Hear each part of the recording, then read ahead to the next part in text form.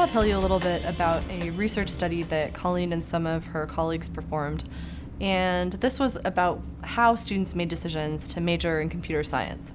So what they did is they went over to talk to a lot of introductory computer science students about how they were making their decisions, and they interviewed quite a number of students to understand and develop a model for how students were making a decision to major in computer science.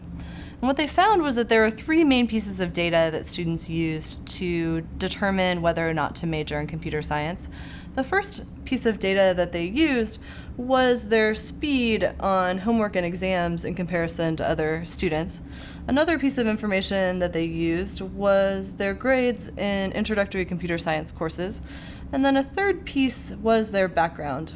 How many years had they been programming in comparison to other students? But what was interesting, if we call this kind of the data, the raw data, it wasn't just the data itself that influenced whether students would major in computer science or not. There was a really important interpretation step where students looked at the data and then made a decision to major in computer science or not.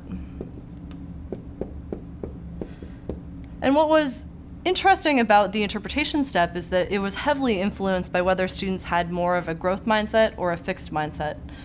So this was influenced by growth mindset. And so you can imagine taking grades, for instance, that a student who did poorly in their introductory computer science course might, if they had a growth mindset, say something to themselves like, well, I just need to develop a little bit more background in this subject and then I can go on to major in computer science. Whereas a student who had more of a fixed mindset might take a bad grade in their introductory computer science course to mean that they just weren't good at computer science and so they shouldn't major. So this was a big part of how growth mindset actually came in this important interpretation process.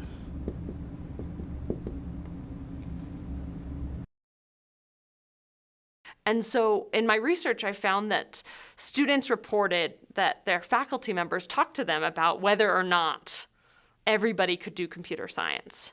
And in one case, a student reported that their faculty member said that not everybody can do computer science, and that you have to have a particular mental outlook, and that just not everybody has it. And I think that sentiment was intended to be a form of compassion. You know, that your poor performance isn't a reflection on you as a whole person, that you just don't think this way. But it still reinforces this basic idea of an innate ability and a fixed ability that not everybody can succeed. And so then still sends the message, you don't belong here because you're not one of the people who are going to be able to succeed. You don't have it.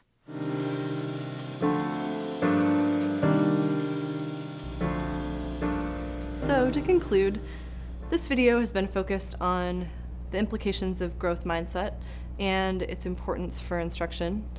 And we've heard about some of the research and some of the practical implications involved.